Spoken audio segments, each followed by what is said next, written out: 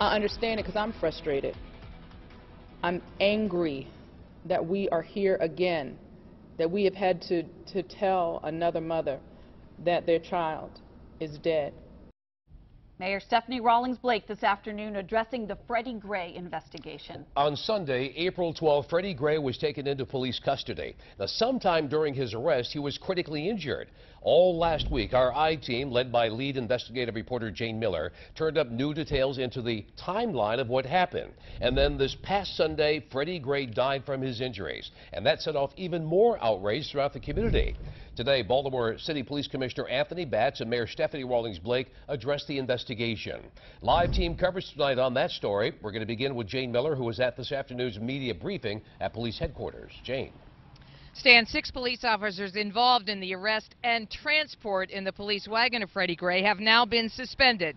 Some other new details were provided at this briefing, which just wrapped up about a little more than an hour ago. But under the glare of the national media spotlight, what remains are troubling questions without answers.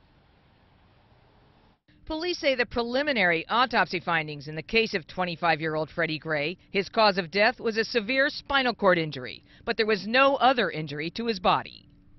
There was no physical bodily injury that we saw, nor was it evident in the autopsy of Mr. Gray. None of his limbs were broken.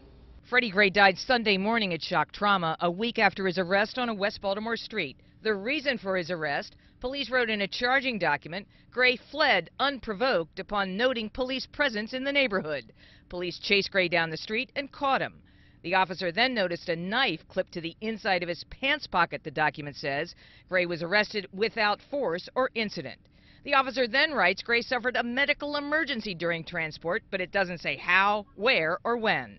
Friday, a witness who did not want to be identified told us she watched how police handled Gray when the van carrying him stopped at a second location, so leg irons could be applied. They threw him in the paddy wagon face first, face down. And mind you, his arms and his legs are, locked up. Head first. He was laying on his stomach.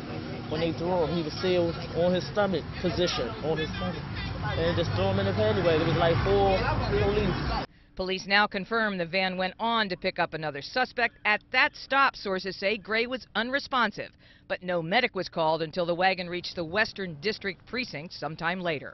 Department policy requires police to ensure the safety of the detainee in custody and ensure medical treatment for a detainee is obtained when necessary or requested. The police commissioner acknowledged today Gray did request medical attention, first when he asked for an inhaler and later during the transport as well. There were several times that we should have clicked to getting medical requests. He asked for the inhaler as he was going into. At 1 or 2 of the stops, it was noticed that he was having a little trouble breathing, where we should have probably asked for paramedics or had him look at that time. And Commissioner Anthony Batts did say today he has ordered brand new procedures effective immediately for the handling of prisoners and when they request medical attention. Experts tell us the type of very severe spinal cord injury that Freddie Gray suffered could be caused by severe whiplash, by being sudden motion, by sudden movement forward, or by striking one's chin on something so severely and with such force that your head would snap back. Reporting live tonight from police headquarters, I'm Jane Miller, WBAL TV 11 News.